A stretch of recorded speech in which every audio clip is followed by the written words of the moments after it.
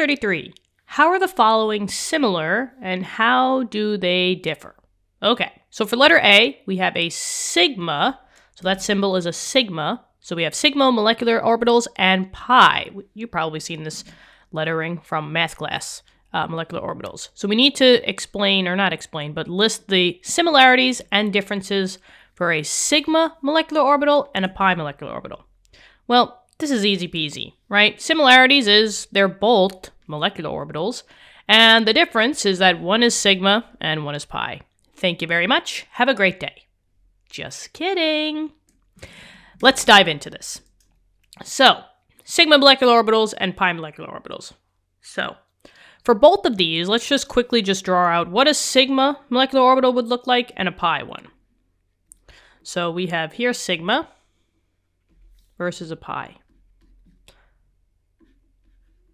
Okay. So sigma can be drawn via two ways. It could be drawn with s orbitals or with a px orbital.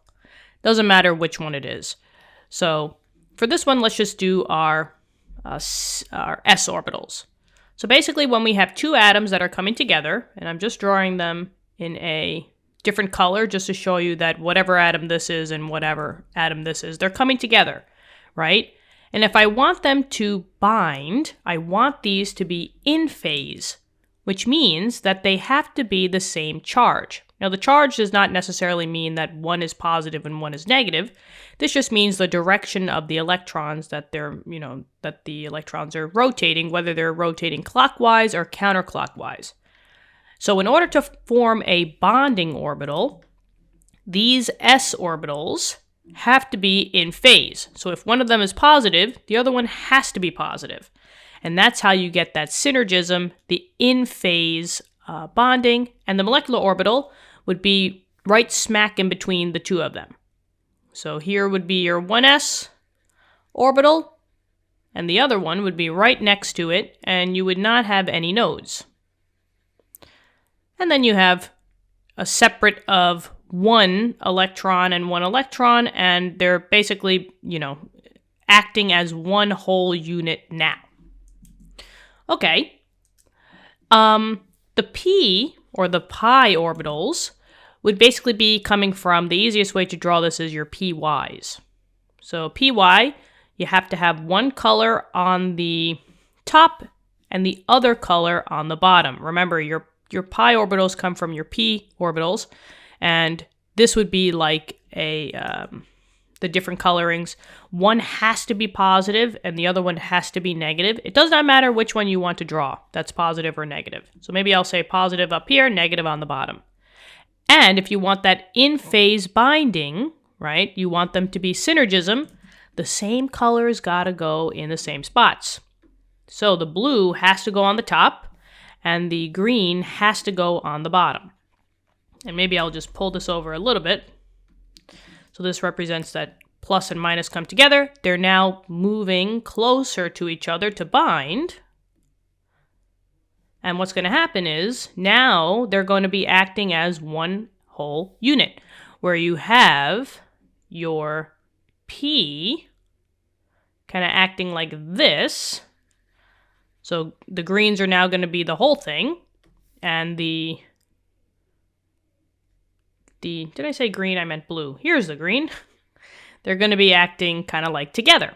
And then this would be filled with, pluses and minuses, and the probability of finding an electron would be either on the top or the bottom, and 2 electrons as well. So let's just put them, I don't know. Doesn't really matter whether you put them on the top or the bottom. So this is basically what's going on between sigma bonding. And just take note that maybe if I draw the nucleus, I drew the nucleus, you know what, maybe we'll do the electrons in red.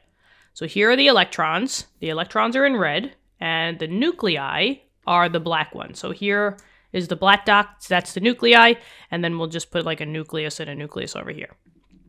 Okay, so first things first is that they are similar because between a sigma bond and a pi bond, right, how many total electrons? In here, you're only allowed 2 electrons, 2 red dots, 1 from each s orbital. For your p's, you still have 2 electrons, one from each pi or p orbital. So the similarities is that for each molecular orbital, they can only have a max of 2 electrons per molecular orbital. So that's the similarity. But now, let's give a difference. Difference, I think that's how you spell it. The difference is in how the electrons are placed.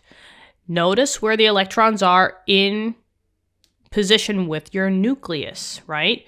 Between the nucleus are your electrons here, and above the nucleus, or technically below, right? Doesn't matter whether you put them above or below, but above or below would be the electrons versus right in between. So the difference is basically the placement, or the position, we'll say. That's a better word. So the difference is in the position of where the electrons are found between a sigma and a pi orbital. So for one, they're basically right across the nuclei from nucleus to nucleus, versus these are weaker bonds because they are not strengthening, they're not right across from the nuclei. So your pi bonds are always breaking first, and your sigma bonds are going to be always the ones that are going to be broken last, if they're even broken. And that is a similarity and a difference between your sigma molecular orbitals and your pi molecular orbitals. And that's it for this one. What'd you think? Hopefully this helps. Let me know in the comments. Subscribe to the channel. We're almost at 30,000 subscribers if you haven't subscribed already. I would highly recommend it. But thank you so much. Thank you so much for just watching the video. I really hope that this helps you out. And check the channel out. We also have physics and math videos on the moment with much more subjects in the future. So check back and just see what we're doing. All right? I will talk to you soon. Have a great day. Bye-bye.